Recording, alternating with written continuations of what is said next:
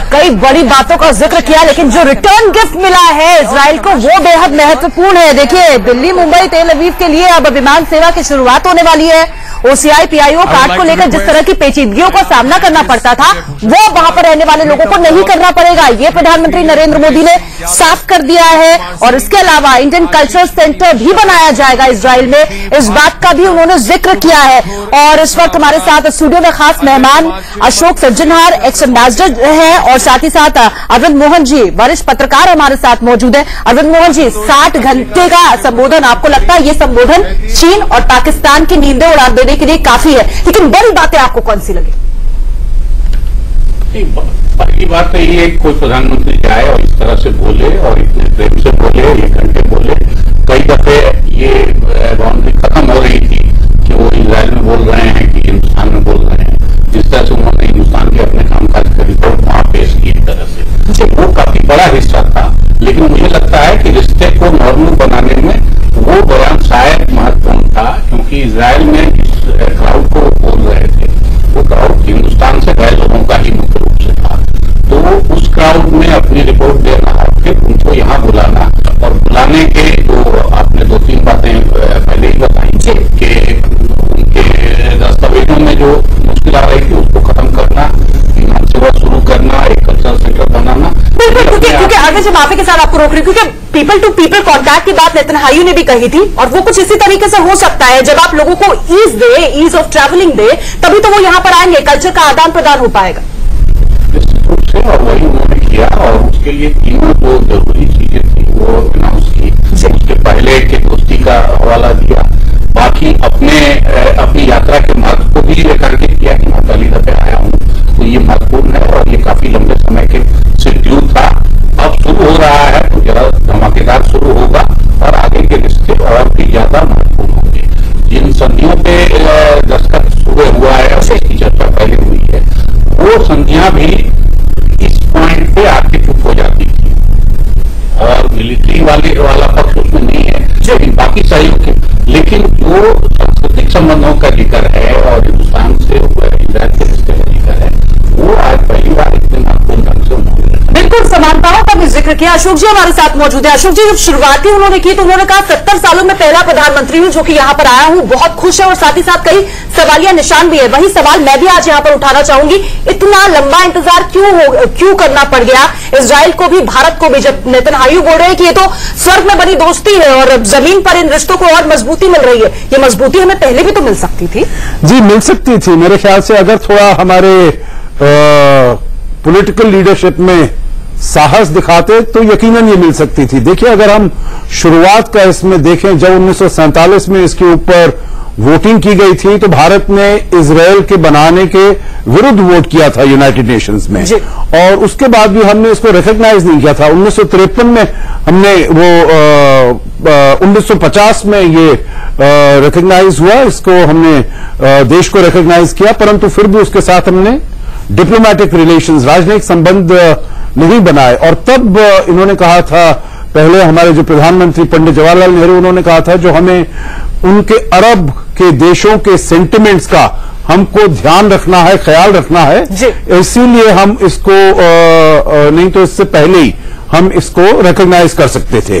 और वही चीज है जो अभी तक अगर आप देखें 1992 में, क्योंकि शीत युद्ध का जब समाप्ति हुई 1991 में, तो उसके तुरंत बाद इसको कर दिया गया, परंतु 2-3 चीजें इसमें देखी गई, क्योंकि हमारे जो संबंध अरब देशों के साथ और ज्यादा गहरे और ज्यादा गूढ़ होते जा रहे हैं।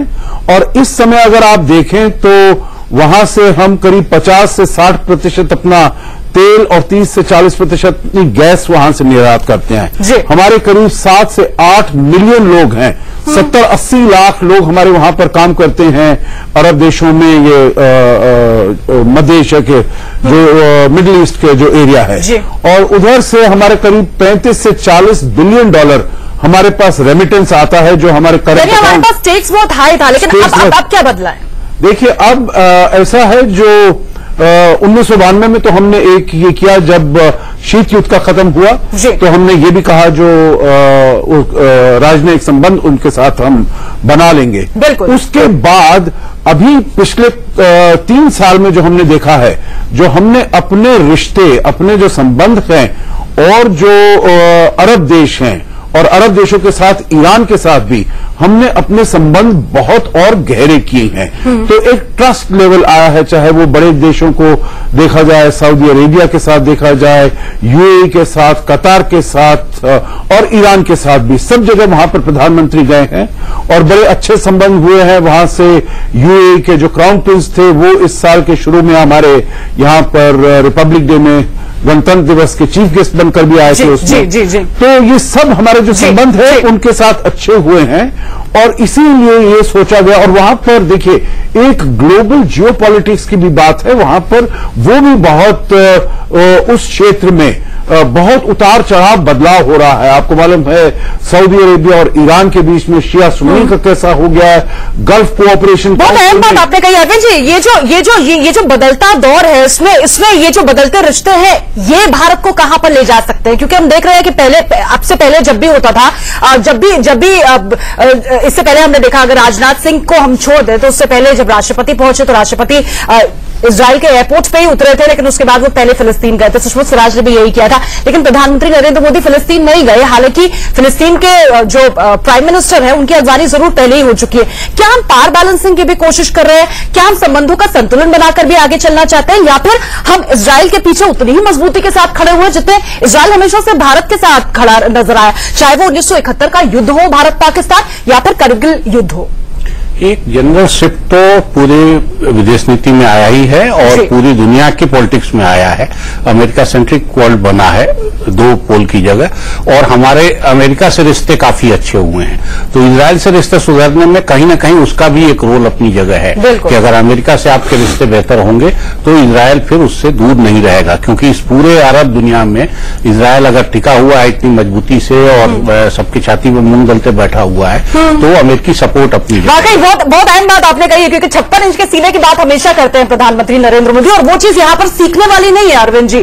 क्योंकि एक क्षेत्रफल के लिहाज से अगर मैं बात करूं तो राजस्थान में ऐसा लगता है 3 इजराइल तो वहीं बन सकते हैं। अगर हम आबादी की बात करें तो न्यूयॉर्क शहर से भी कम इसकी आबादी है, लेकिन उसके बाद भी सीना ताने खड़ा हुआ है। आसपास सिर्फ दुश्मन ही दुश्मन, लेकिन टेक्नोलॉजी की बात हो या फिर बंजर जमीन को उपजाऊ बनाने की बात हो, तकनीक से लेकर हर क्षेत्र में बाजी मार चुका है। वहां के लोगों का अपना है, अमेरिकी सपोर्ट उनके पीछे है, क्योंकि अमेरिका भी अरब दुनिया में अलग ढंग से अपनी पॉलिटिक्स चला रहा है। इजराइल से भी उसके रिश्ते अच्छे हैं, लेकिन सऊदी अरब से भी अच्छे हैं, यूएई से भी अच्छे हैं, बल्कि वहां की पॉलिटिक्स में एक अलग एंगल वो दे रहा है। इस्लामिक एकता अगर नहीं बन पा रही है तो अमेरिका की अपनी जो भी दिलचस्पी हो, हिंदुस्तान की दिलचस्पी ये है कि इस पूरे इलाके से रिश्ता बना के रखा जाए। और इजराइल हाल के दिनों में हमारे लिए कम से कम मिलिट्री के मामले में और टेररिज्म के मामले में एक दोस्त और मददगार साबित हुआ है, खास तौर से छोटे हथियार बनाने में, और दोस्त और मददगार साबित हुआ है खास तौर से छोटे हथियार बनाने में, और जो नए आविष्कार, मिलिट्री के जो आविष्कार हैं उसमें जो चीजें हमको अमेरिका से सीधे नहीं मिल रही हैं या बाकी दुनिया से। इसीलिए आप देखेंगे कि थोड़े दिनों में ही तीसरे नंबर पे आ गया है इजराइल। इतना छोटा देश होने के बाद भी मिलिट्री परचेज में हमारे लिए तीसरे नंबर पे आ गया है। और आज जो प्रधानमंत्री बोल रहे थे उसमें कहीं न कहीं ये न्योता है कि हम जो अपना सारा सेक्टर खोल रहे हैं उसमें इजराइल आके यहाँ पार्टिसिपेट करे। बिल्कुल, तेजी से बढ़ती अर्थव्यवस्था का उन्होंने जिक्र किया, चौथी बड़ी इकोनॉमी है भारत, बहुत कुछ है जो कि इजराइल को भी हासिल हो सकता है। मेक इन इंडिया में वो शामिल हो सकता है, स्पेस के क्षेत्र में वो टेक्नोलॉजी का आदान प्रदान हो सकता है। लेकिन इस इवेंट पर वापस आना चाहूंगी अशोक जी, इस इवेंट को आप किस तरीके से देखते हैं? तेल अवीव की कन्वेंशन सेंटर में जिस तरीके से इस इवेंट का ऑर्गेनाइजेशन हुआ था, ऐसा लग रहा था जैसे कि 2014 का जो इवेंट था मैडिसन स्क्वायर गार्डन इवेंट, ऐसा लग रहा था जैसे वही इवेंट एक बार फिर से नजर आ रहा है, बस खाली जगह बदल गई है। देखिए, बात ऐसी है, मोदी जी जहां बात करते हैं तो एकदम एक एंथुजियाज्म तो क्राउड में ले ही आते हैं, क्योंकि वैसे ही वो जो क्राउड है, क्योंकि उसका भारत के साथ इतना घनिष्ठ संबंध रहता है, तो वैसे ही वो बहुत ही एक्साइटेड होता है, एंथ्यूज्ड होता है। परंतु इसमें देखिए, जिनको वो एड्रेस कर रहे थे वो ऐसे फर्स्ट जनरेशन या सेकंड जनरेशन इंडियंस नहीं थे।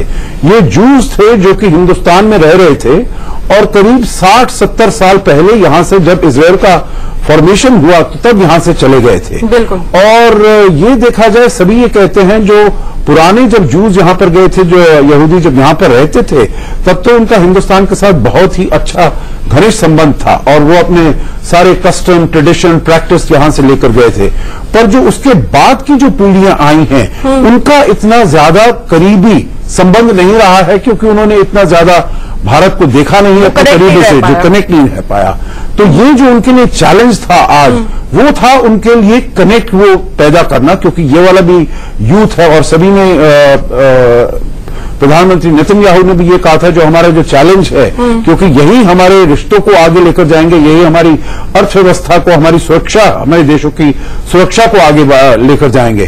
तो इसीलिए उनको बताना जो भारत में क्या हो रहा है, भारत में आपके लिए कितनी संभावनाएं हैं और भारत में प्रधानमंत्री मोदी की सरकार ने क्या क्या नए कदम उठाए हैं। बिल्कुल ऐसा लग रहा था कि वहां पर रिपोर्ट कार्ड पेश कर रहे हैं सरकार का 3 साल के कामकाज का। जी बिल्कुल, और मेरे विचार से तो ये बड़ी अच्छी उनकी नीति है, क्योंकि आजकल, क्योंकि मैं बहुत देशों में जहां जहां मैं रहा हूं और अम्बेसडर के ओहदे पर या किसी और पद पर मैं रहा हूं, तो एक जो चीज मैंने हमेशा देखी है जो बहुत होता है, जैसे मैं कहता हूं इंफॉर्मेशन डेफिसिट या इंफॉर्मेशन गैप। क्योंकि इंफॉर्मेशन, देखिए, सूचना तो बहुत है, परंतु लोगों के पास समय बहुत कम होता है। तो हालांकि आपको साइबर स्पेस में बहुत इंफॉर्मेशन मिल जाएगा, परंतु लोग, और इतनी तेजी से बदलाव हो रहा है जो पता नहीं लगता है जो क्या ठीक सूचना है और कौन सी हमको लेनी चाहिए। तो जब प्रधानमंत्री मोदी जाते हैं तो वो जो भी एकदम उनके काम की चीज होती है, देश में क्या हो रहा है, क्या संभावनाएं हैं, क्या उन्होंने बदलाव किए हैं और कैसे वो उनको निमंत्रण देते हैं देश में आने के लिए। आगे के लिए उनका विजन क्या है, मिशन क्या है। 2022 का भी उन्होंने जिक्र किया, 75 साल आजादी के पूरे हो जाएंगे और उसके बाद वो किस तरह का भारत देखना चाहते हैं, न्यू इंडिया को लेकर क्या विजन है। अरुण जी, आपको लगता है न्यू इंडिया के विजन में इजराइल भारत के लिए बहुत बड़ा सपोर्ट हो सकता है? देखिए, इजराइल की जितनी ताकत है और जितनी आकार प्रकार है, उससे वो बहुत बड़ा रोल तो हमको नहीं प्ले कर सकता है जी। ये मान के चलिए, क्योंकि उससे और इजराइल और अरब का जो मामला है, जितने लोग इजराइल में हैं उससे ज्यादा अरब, गंगा की सफाई को लेकर और समंदर के पानी को, खारे पानी को जिस तरीके से हम पीने लायक कर सकते हैं, बंजर जमीन को हम जिस तरह से उपजाऊ कर सकते हैं, राजस्थान की बात, ये सब देखिए, ये ऊपरी चीजें हैं, ये बहुत महत्वपूर्ण चीजें नहीं है। ड्रिप इरिगेशन, जैसे बार बार इजराइल से ड्रिप इरिगेशन, अरे हिंदुस्तान में अभी से लेके नवंबर तक पानी संभालने में मुश्किल हो जाता है, बाढ़। तो यहाँ पानी की वो समस्या नहीं है जो इजराइल की है। तो इजराइल से उस टेक्नोलॉजी को मंगाना और ले आना, वो एक हो सकता है कुछ खास फसलों के लिए, कुछ खास इलाकों के लिए काम आए, लेकिन वो कोई बड़ी समस्या नहीं है। इजराइल से दोस्ती के पीछे कहीं ना कहीं एक मैसेज भी है बहुत साफ, और वो आपको लगता है स्टार्टअप से एक मैसेज हो सकता है? वो मैसेज है, फिर अपने समाज के लिए एक मैसेज है, फिर दुनिया की पॉलिटिक्स के लिए एक मैसेज है कि आप ये मैसेजिंग करना भी एक इम्पोर्टेंट हिस्सा है इजराइल के साथ। इजराइल से दोस्ती मिलिट्री और टेररिज्म के अलावा मुझे नहीं लगता कि बाकी चीजों में बहुत ज्यादा मदद होगी, क्योंकि साइंस, टेक्नोलॉजी या बाकी इलाकों में भी भले इजराइल का विकास अपने आप बहुत तेज है और बहुत हमारे लिए एक मॉडल हो सकता है, लेकिन वो मॉडल बहुत छोटे देश का है, बहुत डेवलप देश का है। हमारे जैसे मुल्क के लिए वो कितना उपयोगी होगा ये कहना मुश्किल है। लेकिन टेररिज्म में, खासतौर से जो इस्लाम के नाम पे टेररिज्म फैलाया जा रहा है, उसमें इजराइल हमारा काफी मदद कर सकता है, डिफेंस के मामले में मदद कर सकता है, क्योंकि इस किस्म की उसकी तैयारियां हैं। जो ये जो सिस्टम है, छोटे रडार से लेके सैटेलाइट, इन सब में इजराइल हमको मदद कर सकता है, तो वो मदद है। लेकिन इजराइल के सबसे खतरनाक खुफिया जैसे मुसाद उनके पास है, तो दुश्मन, लेकिन बाकी सारी चीजों में या बाकी आर्थिक डेवलपमेंट में इजराइल हमारे लिए कोई बहुत मॉडल बन सकता है, इसकी गुंजाइश कम है। इजराइल से दोस्ती एक सिंबॉलिक चीज भी है और उसका मैसेज जहां जाना है वहां जा रहा है, और मोदी जी की यात्रा में एक वो पॉइंट भी है अपनी जगह। इजराइल जाना उनका और इस मजबूती से बोलना, वो एक मैसेज दुनिया को भी देना चाहते हैं। बिल्कुल। अशोक जी, इस पर आप कुछ जोड़ना चाहेंगे क्या? क्या क्या क्या एक संकेत चीन को है, पाकिस्तान को है, पूरी दुनिया को है? नहीं, संकेत तो है, सिंबॉलिज्म तो बिल्कुल है। और क्योंकि प्रधानमंत्री वहां गए हैं, सऊदी अरेबिया गए हैं, उनके रिश्ते बड़े अच्छे वहां पर हुए हैं, ईरान के साथ हुए हैं, बहुत अच्छे रिश्ते हुए हैं, और अब इजराइल तीसरी वहां की शक्ति है इसकी वेस्ट एशिया की, और वहां पर भी वो गए हैं। तो भारत ही मेरे विचार से एक ऐसा देश है जिसके कि सभी बड़े देशों के साथ, वहां पर मिडिल ईस्ट के देशों के साथ जो हमारे रिश्ते अच्छे हैं, तो ये तो एक दोनों का इतिहास भी एक जैसा है, परेशानी भी एक जैसी है, आतंकवाद से दोनों ही जूझ रहे हैं। और देखिए आज जिस तरीके से बेबी मोर्शल से मुलाकात हुई थी उस वक्त भी प्रधानमंत्री नरेंद्र मोदी उसका भी अभी जिक्र कर रहे थे, और उन्होंने कहा कि 26/11 हमले का जो दर्द है वो एक बार फिर से सामने आ गया, उस हमले की यादें ताजा हो गई थी एक बार फिर से, यानी कि कहीं ना कहीं इशारा आतंकवाद की तरफ भी है। वो बिल्कुल है, परंतु मैं एक चीज से थोड़ा सा वो डिफर करता हूं। मेरे विचार से देखिए, इनोवेशन में बिल्कुल इजराइल हमारा साथ दे सकता है, क्योंकि वहां पर जैसे इकोसिस्टम क्रिएट करते हैं, कैसे वहां पर इनोवेशन किया जाता है अलग अलग उसमें, और ट्रांसफर ऑफ टेक्नोलॉजी अगर भारत में हो जाता है तो फिर उसको स्केल अप करना वो तो हमारे ऊपर डिपेंड करता है।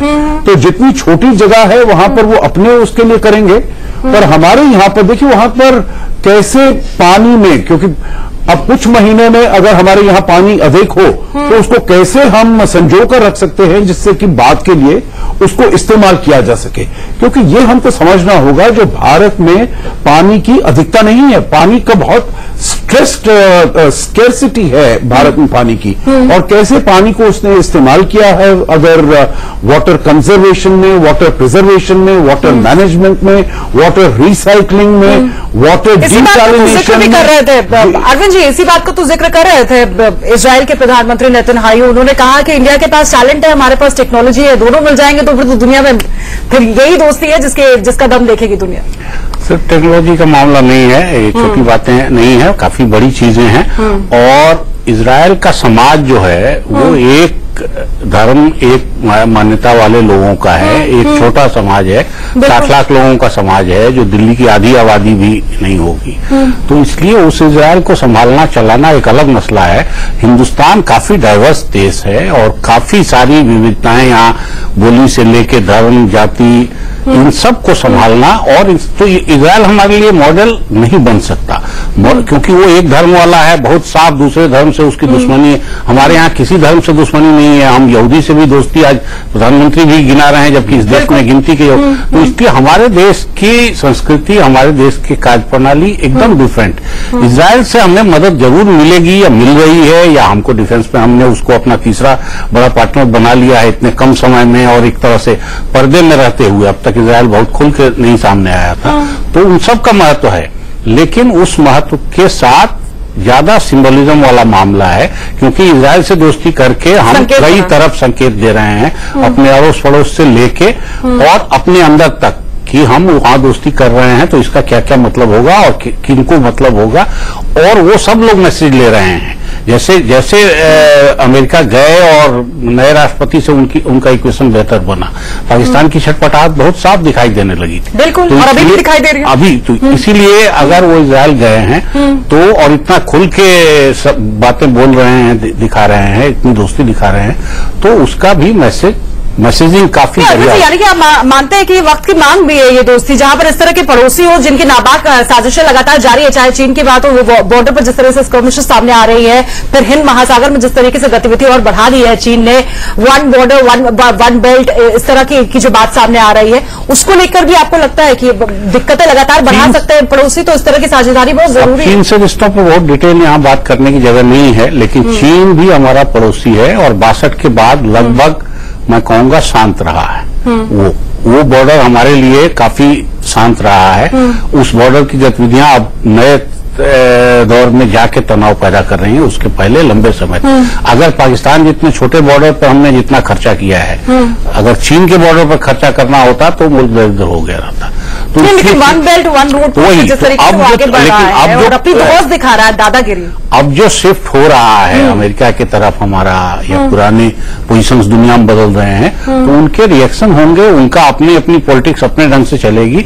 तो चीन भी आज जिस दादागिरी की पोजीशन में आता जा रहा है दुनिया में, अमेरिकी सुप्रीमेसी को चैलेंज करने में, हम सब लोग मान रहे हैं कि अब शायद अगला पुल वो बनाएगा, तो उसमें वो अपना खेल कर रहा है, वो भी हमको घेरने की कोशिश में लगा हुआ है। और हमने जानबूझ के वो दोस्ती मैंने वहां से छोड़ा है कि हम उसके अंदर नहीं रहेंगे, हम दूसरे पोल पर रहेंगे। नहीं अरविंद जी, आपको लगता है ऐसे चक्रव्यूह को भेजने के लिए इजराइल बहुत महत्वपूर्ण कड़ी हो सकता है? अमेरिका के साथ हैं अगर हम अभी झुके हुए तो इजराइल उसका एक बढ़िया प्लेयर है, बड़ा प्लेयर है और महत्वपूर्ण प्लेयर है, और उसके साथ दोस्ती बनाना और दिखाना ये अगर प्रधानमंत्री कर रहे हैं तो ये एक सोची समझी रणनीति है।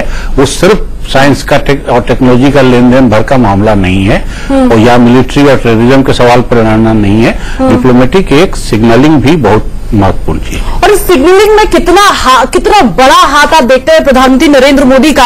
अशोक जी, ये सवाल आपसे है, क्योंकि जब आप नरेंद्र मोदी वहां पर पहुंचते हैं तो कैबिनेट के मंत्री खुद कहते हैं कि नेतन्याहू बहुत आपके बारे में बात किया करते हैं। उनके जाने से पहले माहौल बन जाता है कि सबसे ताकतवर पीएम आ रहा है, जागो इजराइल। तो आपको लगता है वो जो प्रधानमंत्री की छवि है बहुत तेजी से बनते जा रहे हैं ग्लोबल लीडर, जहां जाते हैं वहां लोगों को अपना दीवाना बना देते हैं? मोदी का मैजिक ट्रंप पर भी चला, नेतन्याहू पर भी किस तरीके से चल रहा है हम देख रहे हैं। जी बिल्कुल, देखिए बात ऐसी है, दोनों देशों को एक दूसरे की जरूरत है। तभी इसीलिए जब वो प्रधानमंत्री नेतन्याहू से मिले तो उन्होंने कहा India is a great leader, global great leader, और जब वहां के राष्ट्रपति रिवलिन से मिले तो उन्होंने भी कहा जो greatest leader of the world वगैरह। देखिए इजराइल को भारत की जरूरत है, हमारे बाजार की, और जो हमारा पब्लिक पॉलिटिकल प्रोफाइल है, ग्लोबल प्रोफाइल है, उसके साथ जुड़ने की। परंतु मैं फिर उस बात पर आना चाहूंगा जो देखिए हमारा ये प्रयास नहीं है जो इजराइल का जो सोशल सिस्टम है, पॉलिटिकल सिस्टम है, कल्चरल सिस्टम है, वो हम अपने ऊपर इंपोज करें, नहीं,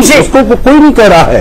परंतु देखिए टेक्नोलॉजी जो एक जगह पर है वो दूसरी जगह पर बड़ी आसानी से आप ट्रांसफर कर सकते हैं। मैं बहुत सारी आपको एग्जांपल दे सकता हूं। देखिए अभी रूस के साथ अगर आप करना चाहते हैं न्यूक्लियर रिएक्टर्स बनाना, उसको आप यहां पर लोकलाइज कर रहे हैं। आपकी जब मारुति कार वहां पर बनी जापान में, आप उसको प्रोडक्शन भी यहां मैन्युफैक्चर, अब वहां भी वो बड़ा विकसित देश है, वहां भी बहुत टेक्नोलॉजी है। तो मैं इसको बिल्कुल नहीं मानता हूं जो वहां की जो टेक्नोलॉजी है, चाहे वो पानी के लिए हो, चाहे वो कृषि के लिए हो, या और किसी चीज के लिए हो, हम वो नहीं ले सकते हैं। बिल्कुल ले सकते हैं और उसका बहुत हमें फायदा होगा। तो मैं ये कहूंगा जो ये बहुत ही सतह पर, बहुत ही लेवल पर ये हमारे फायदे का होगा। इसमें ये बात नहीं है कि केवल हमको फायदा होने वाला है, इजराइल को भी फायदा होने वाला है। के लिए फायदे का सौदा है। जो दोस्ती का जिक्र कर रहा है बेंजामिन नेतन्याहू, तो उसके जो इम्प्लीकेशन है वो दोनों देशों के लिए उतने ही बेहतरीन हो सकते हैं जिस तरह का दावा किया जा रहा है। बहुत बहुत शुक्रिया आपका अशोक जी, आपका भी वक्त निकालने के लिए, और साथ ही साथ अरविंद जी आपका भी वक्त निकालकर स्टूडियो में आने के लिए। तो प्रधानमंत्री नरेंद्र मोदी का इजरायल दौरा ऐतिहासिक दौरा 3 दिन के दौरे पर है, कल तीसरा दिन होगा, कल भी बेहद अहम होगा, कई कार्यक्रम में उनको पहुंचना है। वो तस्वीरें भी हम आपको दिखाएंगे, लेकिन 25 सालों के कूटनीतिक रिश्तों के दौरान किस तरीके से प्रधानमंत्री नरेंद्र मोदी ने दोस्ती की एक नई नींव रखी है, वो तस्वीरें हम आपको दिखा रहे थे। और इसी के साथ इस खास पेशकश में फिलहाल इतना ही, मुझे दीजिए इजाजत। आगे देखिए हमारा खास कार्यक्रम।